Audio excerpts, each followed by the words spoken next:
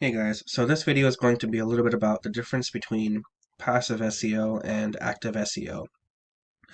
So passive SEO and active SEO, this video is going to be a bit similar to the video I made about the cookie cutter SEO versus custom SEO. There are quite a few things that overlap, but there is a bit of a difference here. So when we talk about passive SEO is when you go in and they're just trying to maintain your rankings once you've been ranking very well for all of your services, or maybe you're launching a new product or a new website, a new business, and you want to let that website marinate. So normally when we provide passive SEO to someone, it's usually someone that's in the maintenance phase or in the marination phase. So either before they're starting their heavy marketing or after they've already started ranking very well, they no longer wish to expand and they just want to maintain their rankings. We see passive SEO similar to passive investing. When you're investing passively, you might put your money into a 2050 fund or a 2060 fund and you forget about your money. And in 30, 40, 50 years, you hope that it did well.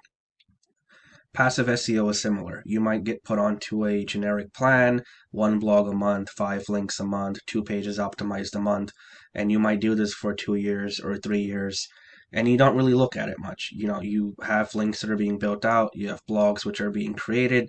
There's not too much thought going into them besides the initial planning that was done.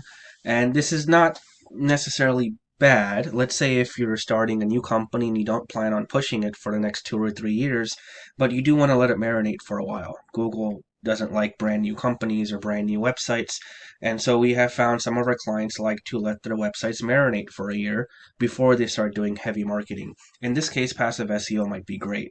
You may have an initial setup done on your website, you have some basic blogs that are being published month over month over month just for the purpose of keeping your website fresh and relevant and to start gaining some rankings slowly.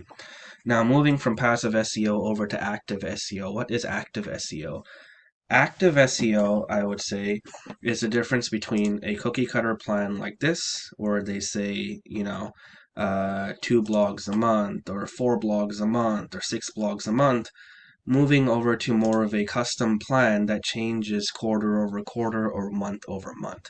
I see active SEO more as you have a core plan in place, you're creating content, you're creating backlinks, you're doing technical work, but sometimes it says TBD, right? Sometimes you don't know what's going to be needed.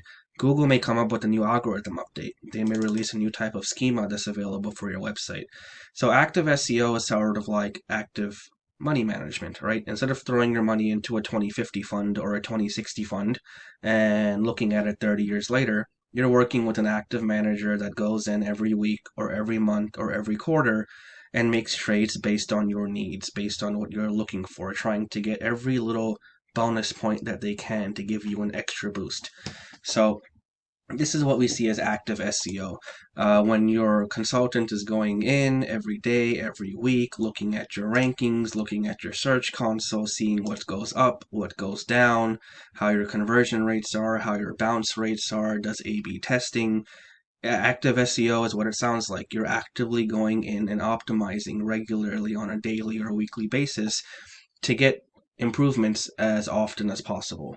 Now, this is usually better off for people that are in a very competitive industry. You want to have active SEO when you are in a competitive industry because your competition is doing just as much work, if not more, right?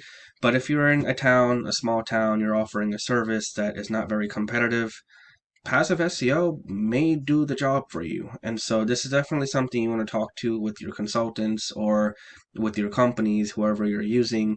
Ask them, are you guys doing active SEO or are you doing passive SEO? And you can get a better idea of really what you're paying for. So hopefully this was helpful. And if it was, then if you guys have any questions, feel free to reach out and we'll be glad to help.